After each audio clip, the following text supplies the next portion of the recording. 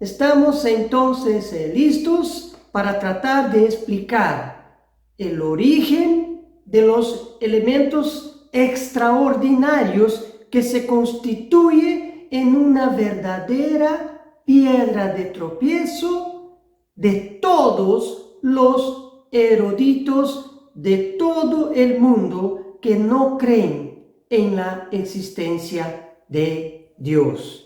El origen de la vida y del idioma es de trascendental importancia, constituyéndose en una de las más grandes pruebas de nuestra creación.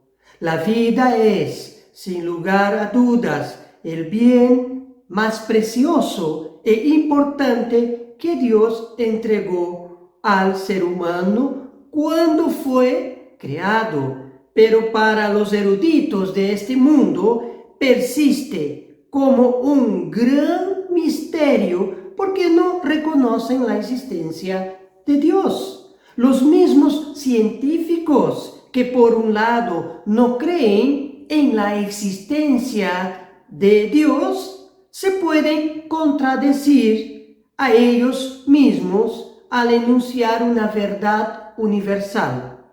Vida solo proviene de vida. La no vida jamás generó o generará la vida. Si fuera posible retroceder el linaje de humano de generación en generación, empezando por nuestros padres, luego los abuelos, los tatarabuelos y así por adelante, se llegaría a un punto en común, a una sola pareja que habría originado a toda la raza humana, lo que la Biblia afirma ser Adán y Eva. Aunque los científicos no admitan ese gran enunciado científico de que vida solo proviene de vida, es lo que apunta ese enunciado a una primera pareja de seres humanos. Pero la pregunta del millón persiste para los científicos y eruditos. ¿Quién otorgó la vida a Adán y Eva? Habiendo sido ellos la primera pareja natural de seres humanos sobre la tierra, no habiendo ningún otro ser humano antes de ellos, entonces ¿quién o qué les otorgó vida? La respuesta empezaremos a desvendarla en el primer libro de la Biblia, que relata el origen de la tierra y de los cielos, denominado en hebreo este libro Bereshit. ¿Qué significa Bereshit? En el principio. Ese mismo libro, conocido por su nombre en griego es el que utilizamos actualmente, es Génesis, que significa origen, nacimiento o creación. En el capítulo 1 del libro de Génesis se afirma que Dios creó las plantas, los animales y el ser humano. O sea, que todos los seres vivos, refiriéndose que la tierra produciría la vegetación y que los animales serían como efectivamente lo son, fecundos, y que se multipliquen en el planeta Tierra. Y a la primera pareja de seres humanos, dijo Dios en Génesis capítulo 1, versículo 28. Y los bendijo Dios y les dijo: ejerced dominio sobre los peces del mar, sobre las aves del cielo y sobre todo ser viviente que se mueve sobre la tierra. A través de una sola creación, de una sola pareja, esta se fue multiplicando exponencialmente hasta nuestros días de hoy. Físicamente somos la descendencia viva y continua de Adán y Eva. Adán fue moldeado del barro antes que Dios le otorgara vida. Eva surgió de una muestra de tejido vivo extraído de Adán. Ambos ganaron vida que no era originalmente propia de ellos. Los demás animales y plantas también ganaron la vida del Creador. Por tanto, la vida no es un elemento que fue creado, pero transmitido de un ser a otro ser, y eso pasa hasta hoy. Dios es sempiterno, siempre ha existido, con vida. La vida jamás fue creada, siempre ha existido. Nuestra vida y de todos los seres vivientes proviene de Dios y siempre, valga la redundancia, siempre ha existido. Ahora abordaremos sobre el tema del lenguaje. Así como la vida jamás ha sido creada, pues siempre ha existido en Dios, que la transmitió a su creación y en especial a los seres humanos, creados con la capacidad de retener la vida eternamente con la condición que fueran obedientes. Dios también enseñó al ser humano algo tan extraordinario cuanto el hecho de otorgarles la vida. Dios enseñó el lenguaje hablado, que es la capacidad de comunicarse los seres humanos unos con otros, capacidad de reproducir sonidos y esos mismos sonidos de manera combinada y asociados a su entorno permite a los seres humanos una comunicación compleja. Obviamente, a partir del lenguaje hablado, el hombre desarrolló los demás medios de comunicación como la escritura formal o iconografía y el sistema de señales. Aún no existe en las ciencias o religión una explicación consistente sobre el origen del lenguaje hablado. Es un hecho que el punto de vista más aceptado por los estudiosos del lenguaje es que los ancestros de los seres humanos en una cadena evolutiva habrían empezado a desarrollar el habla a través de la imitación de los sonidos de la naturaleza. Eso es lo que dicen los científicos. Claro que en un tono de broma, personas contrarias a dicha hipótesis afirman que un lorito ya copiaba los sonidos, incluso el habla humana, pero aún estaría por nacer uno que pudiera sostener, un lorito que pudiera sostener una simple charla con alguien.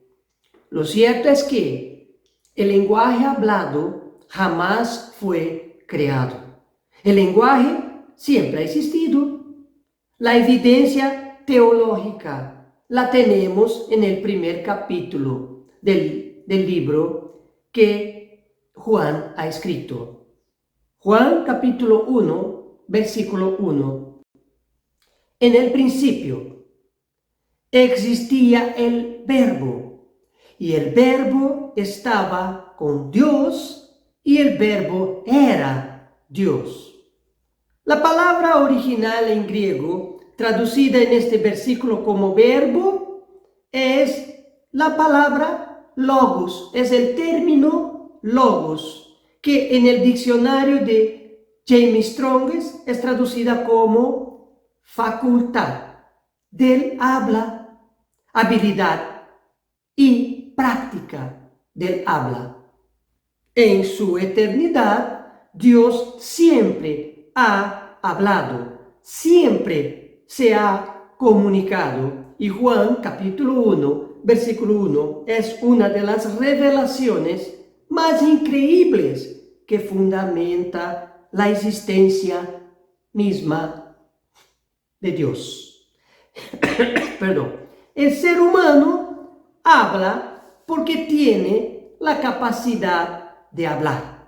Sus cuerdas vocales están desarrolladas para este fin, al igual que para hacer cálculos, porque tiene la capacidad de aprender las matemáticas. Entonces, hablar y resolver matemáticas son prácticas naturales del ser humano, pues no se nace sabiéndolas, es necesario aprenderlas. Es por ello que los científicos, lingüistas y eruditos no pueden explicar la existencia del lenguaje en el ser humano porque están buscando un origen de cómo se formó, cuando en la pura realidad el lenguaje siempre estuvo allí. Y al igual que la vida, también el lenguaje es transmitido de ser humano a ser humano continuamente, sin interrupción, hasta los días de hoy. En la obra del geógrafo británico Charles Lyell, llamada Antigüedades del Hombre de 1863, este autor cita las palabras de uno de los más famosos geógrafos, naturalista y explorador alemán llamado Alexander von Humboldt, que observó que sí hubo una transmisión de animal a hombre, si es que hubo, poniendo en duda, ¿no?, refiriéndose a la teoría de la evolución, esta transición tuvo lugar con la adquisición del habla. Pero añadió Humboldt, con un profundo criterio, que para poder hablar el hombre ya tenía que ser humano. Así el problema de explicar el origen del habla se le parecía como irresoluble, porque es bien claro aquí el problema. En pocas palabras, el habla nos hace humanos. Y para hablar necesariamente tenemos que ser humanos. Veremos ahora cómo el primer ser humano aprendió a hablar.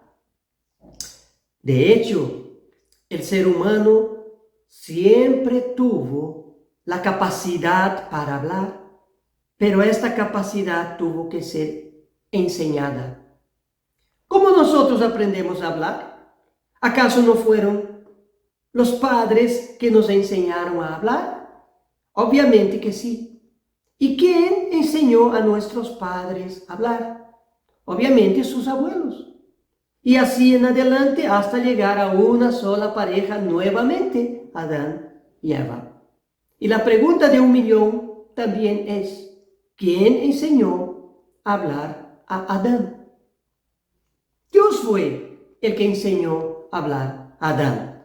Como dijo Juan en su libro, capítulo 1, versículo 1, anteriormente citado, en el principio de todas las cosas que existen, ya existía Dios y el Verbo, que siempre en la eternidad se han comunicado a través del habla. El primer registro de una comunicación entre Dios y el Verbo se encuentra en el libro de Génesis. Génesis capítulo 1, versículo 26, La primera parte dice, y dijo Dios, hagamos al hombre a nuestra imagen, conforme a nuestra semejanza. Esta es una prueba más incontestable que Adán no aprendió a hablar con otro ser humano. Adán habló por primera vez con su Creador, con Dios, antes mismo que Dios creara a la mujer. En Génesis capítulo 2, versículos 16 y 17, se registraron la primera instrucción directa de Dios al hombre. Recordemos que dijo Dios en general para toda su creación biológica que crezcan y que se multipliquen. Pero en Génesis capítulo 2, del 16 al 17, los versículos 16 al 17, Dios se comunicó a través del lenguaje directamente con Adán, refiriéndose aquí en Génesis 2, versículo 16, y ordenó el Señor Dios al hombre, diciendo, de todo árbol del huerto podrás comer. Versículo 17, pero del árbol del conocimiento del bien y del mal no comerás, porque el día que de él comas, ciertamente morirás. En este caso, Dios es el emisor en esta comunicación, el que transmitió la información. Adán es el receptor, el individuo que recibió la información.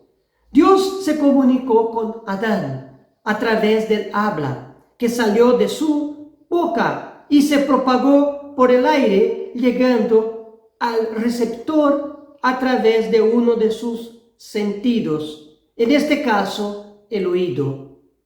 En esta comunicación, Dios habló y Adán escuchó. Vamos al siguiente hecho. Génesis capítulo 2, versículo 19. Y el Señor Dios formó de la tierra todo animal del campo y toda ave del cielo, y los trajo al hombre para ver cómo los llamaría. Y como el hombre llamó a cada ser viviente, así fue su nombre. En esta segunda situación tenemos el hombre hablando, poniendo un nombre en cada animal. El hombre ejerció la comprensión del habla que Dios le enseñó. Vamos a una tercera situación. Génesis capítulo 2, versículo 23. Y el hombre dijo, esta es ahora hueso de mis huesos y carne de mi carne. Ella será llamada mujer porque del hombre fue tomada. Como hemos visto, el ejercicio del habla fue un aprendizaje. Dios habló primero a Adán, luego Adán ejerció su comprensión del habla, dando nombre a los animales, y una vez creada la mujer, Adán, como emisor, es quien primero habla a la mujer como receptora, refiriéndose que ella es igual a él, y le pone el nombre de Eva. El proceso se reinició en la mujer hasta que ésta también habló. Génesis también registra por primera vez a la mujer ya hablando, y esta vez con otro personaje que no es ni Dios ni Adán, sino la serpiente. Génesis 3, versículo 2. Y la mujer respondió a la serpiente. Entonces acá tenemos el registro de una charla formal, donde la serpiente le hace una pregunta a la mujer y la mujer responde. Del fruto de los árboles del huerto podemos comer. Y finalmente tenemos en Génesis una conversación en grupo. Génesis Capítulo 3, versículo 9. Y el Señor Dios llamó al hombre y le dijo, ¿dónde estás? Versículo 10. Y él respondió, te oí en el huerto y tuve miedo porque estaba desnudo y me escondí. Versículo 13. Entonces el Señor Dios dijo a la mujer, ¿qué es esto que has hecho? Y la mujer respondió, la serpiente me engañó y yo comí. Versículo 14. El Señor dijo a la serpiente, por cuanto has hecho esto, maldita serás más que todos los animales. La vida y el lenguaje hablado siempre existieron, motivo fundamental de por qué los eruditos, científicos y lingüistas aún no lograron una respuesta conclusiva y consistente sobre este tema, que se vuelve más problemático aún para aquellos que niegan la existencia de Dios. Pasaremos a hablar sobre otro punto. Una buena pregunta, ¿qué idioma hablaba Adán? Dios fue el responsable de enseñar a hablar a Adán. Ese es un hecho. Y en ese sentido la pregunta es, ¿en qué idioma enseñó Dios a hablar a Adán? De hecho, en este punto solo podemos inferir que el idioma de comunicación entre Dios y Adán fue el arameo, una clase de idioma semítico transmitido posteriormente por los descendientes de Sem, uno de los 3 hijos de Noé. De la descendencia de Sem se originaron los hebreos y los árabes. Vamos por partes. Dejemos un momento el mundo antiguo y vamos directo a la construcción de la Torre de Babel, donde se produjo la confusión del lenguaje. Génesis, capítulo 11, versículo 1. Toda la tierra hablaba la misma lengua y las mismas palabras. Versículo 4. Y dijeron, vamos, edifiquémonos una ciudad y una torre cuya cúspide llegue hasta los cielos. Versículo 5. Y el Señor descendió para ver la ciudad y la torre que habían edificado los hijos de los hombres. Versículo 6. Y dijo el Señor, he aquí, son uno solo pueblo y todos ellos tienen la misma lengua. Y versículo 7. Bajemos y allí confundamos su lengua para que nadie entienda el lenguaje del otro. Vamos a leer también el versículo 8. Así los dispersó el Señor desde allí sobre la faz de toda la tierra y dejaron de edificar la ciudad. La narración es bastante corta para un hecho tan trascendental en la historia humana. Todos hablaban un solo idioma desde Adán hasta ese hecho de la construcción de la Torre de Babel después del diluvio. Hubo una confusión en el lenguaje humano y unos pasaron a no comprender lo que otros hablaban. Por ese motivo se detuvieron de edificar la torre y se fueron. Pero ¿quiénes realmente se fueron de allí? O sea, de Babel, del lugar de la construcción de esa torre. Los que empezaron a hablar diferente. Y los que permanecieron con el lenguaje original continuaron viviendo en Babel, que fue la ciudad que originó a Babilonia en Mesopotamia. En Babilonia se hablaba el arameo, según la historia y la Biblia. En el libro de Daniel se lee, Daniel capítulo 2, versículo 4 en su primera parte, y hablaron los caldeos al rey en arameo. No solamente los que hablaban el idioma original antes de la confusión de las lenguas permanecieron en Babel, sino que todas aquellas personas en toda la región de Mesopotamia que no cambiaron de idioma, permanecieron en Mesopotamia. Y con el tiempo el arameo se expandió más aún. Fue decretado idioma oficial del Imperio Asirio en 740 a.C.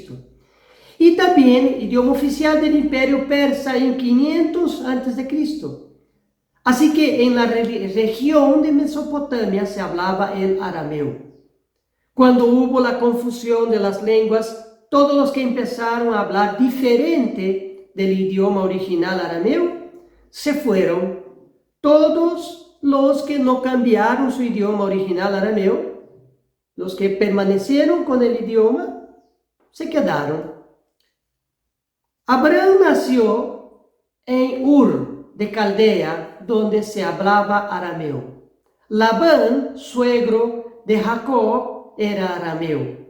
Jacob, cuyo nombre fue cambiado por Dios como Israel, padre de las 12 tribus de la nación de Israel, llegó a entrar a Egipto gracias a José, quien salvó así a su padre y a sus hermanos del hambre.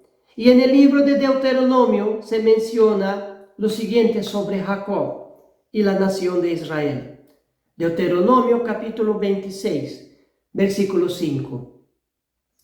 Y responderás y dirás delante del Señor tu Dios: mi padre fue un arameo errante y descendió a Egipto y residió allí, siendo pocos en número, pero allí llegó a ser una nación grande, fuerte y numerosa. Algunas versiones dicen Ciro en vez de arameo, que es lo mismo, pues el idioma arameo es conocido también como siríaco. Ese texto atribuye a Jacob el idioma arameo. Debe ser porque su suegro Labán, sus 2 esposas Lea y Rebeca y sus criadas hablaban arameo. Otro episodio: los judíos fueron llevados cautivos a Babilonia por 70 años. Daniel fue uno de los cautivos. Por eso hemos citado un texto anteriormente que hablaba que los caldeos hablaban en arameo al rey de Babilonia, Nabucodonosor. Fue en esa época que los judíos, al estar cautivos en Babilonia, adoptaron la lengua de los caldeos, es decir, el arameo. Los hijos de los judíos, al regreso del cautiverio, no solamente hablaban en arameo, sino que escribían en arameo. Existen secciones de la Biblia que fueron escritas originalmente en arameo como parte de los libros de Daniel, Esdras y del Pentateuco. En el Nuevo Testamento, escrito en griego, hay muchas frases y palabras en arameo, y casi todas relacionadas con Jesús. En el libro de Mateo leemos, Mateo, capítulo 27, versículo 46. Y alrededor de la hora 9, Jesús exclamó a gran voz, diciendo: Elí, Elí, lema sabactani. Esto es: Dios mío, ¿por qué me has abandonado? ¿Y en qué idioma Jesús, a punto de morir, habló a su Padre en el cielo? El mismo Dios que Jesús, como el Verbo, había estado conversando por toda eternidad. ¿En qué idioma dijo Jesús al Padre: Elí, Elí, lema sabactani? La respuesta es en arameo. De esa manera es que se sugiere que el primer idioma hablado por Adán haya sido realmente el mismo arameo. Ahora pasemos al otro tema relacionado con el lenguaje, que este solo puede ser aprendido. Así que, ¿y qué dicen los eruditos sobre el origen del hombre y del universo? Dicen que el lenguaje humano surgió de la imitación de los gruñidos y sonidos de los diferentes animales. Y muchos creen que los animales también se comunican entre ellos y aún que los hombres fueron evolucionados de los animales al sofisticarse esa comunicación. Conocemos que los animales, por una actuación instintiva, conservan las costumbres y las realizan de la misma forma que sus antepasados.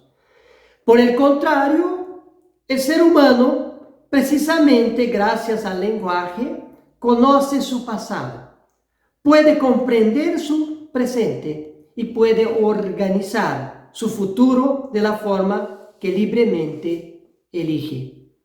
Es por ello que la Biblia afirma que Dios y el Verbo existen eternamente y ellos fueron quienes crearon al ser humano, otorgando la vida y la mente, enseñándoles también el lenguaje.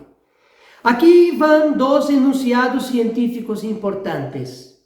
El primero, el lenguaje es una facultad humana, independientemente de que empleemos un idioma u otro. Y el segundo enunciado científico es: dando una mirada rápida a la historia de la comunicación, veremos que desde que el hombre existe, hay comunicación. ¿Por qué decimos que, así como la vida se pasa de generación a generación desde Dios, el habla de igual manera es enseñada de padre a hijo, de generación en generación, desde que Dios la enseñó a Adán? Antes, los científicos pensaban que el habla era algo instintivo como en los animales, pero hoy ya no es posible sostener esa creencia. El lenguaje necesariamente tiene que ser enseñado. A. K. Sigge y Robert M. Singh publicaron un trabajo muy completo acerca de todos los casos conocidos de niños salvajes o ferales hasta 1966, bajo el título Niños lobos y hombres fieras. En total, se trató con cierto detalle 36 casos que se creen razonablemente bien documentados, de niños que desde temprano vivieron en un aislamiento total, a que fueron criados por animales que incluyen lobos, osos, cerdos, un chacal e incluso un leopardo. Y sin ninguna excepción, estos niños no aprendieron a hablar en absoluto en el ambiente natural, y casi nada, incluso cuando posteriormente se realizaron intentos para reeducarlos.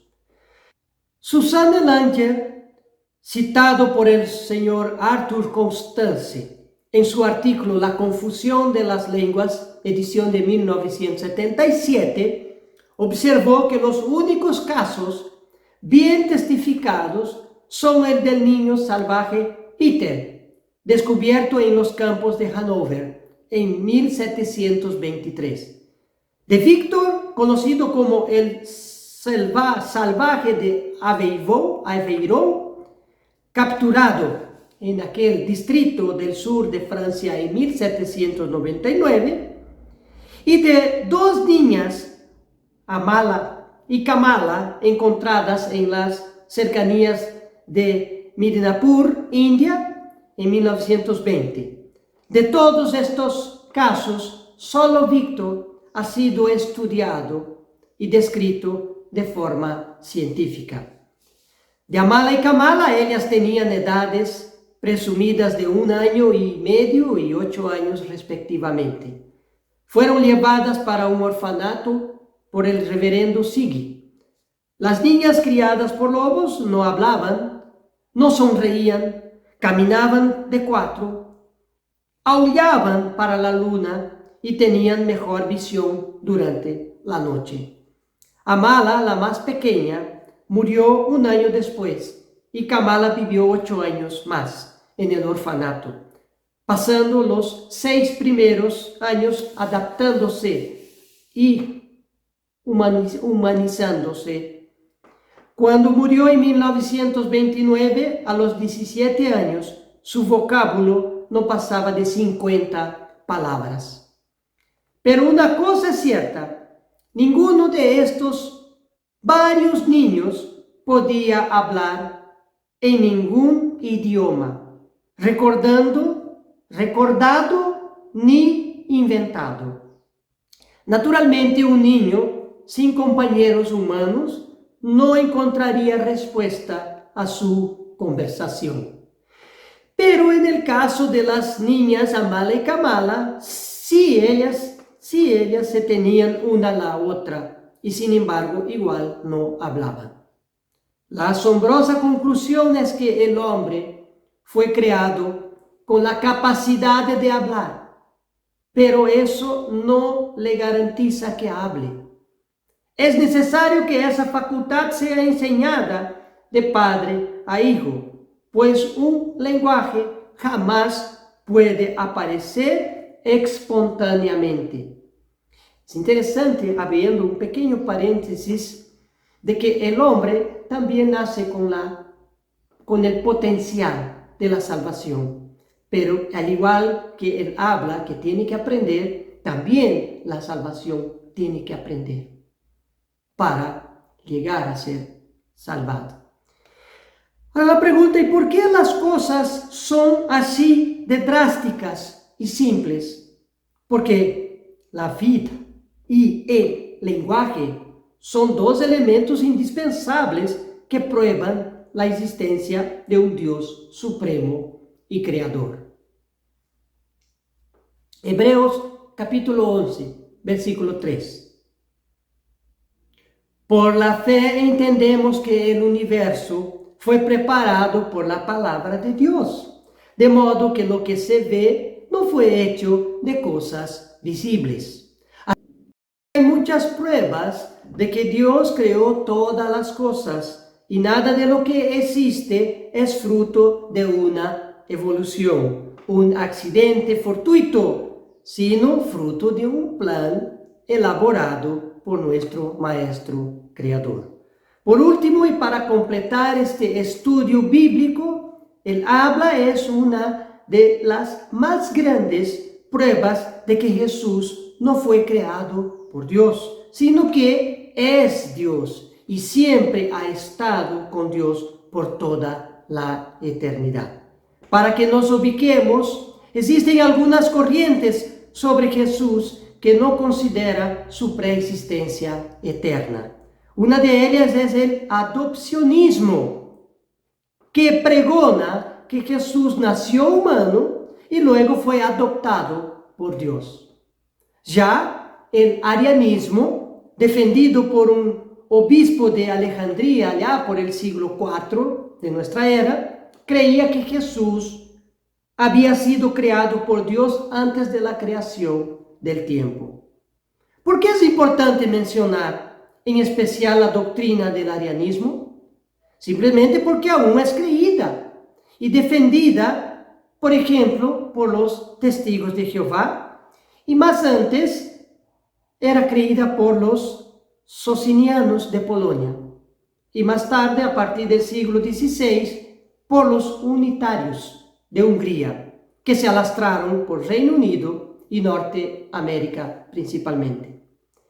En cierta ocasión, los testigos de Jehová tocaron mi puerta y leyeron en su Biblia Juan capítulo 1, que decía en la Biblia de ellos que el Verbo era un Dios.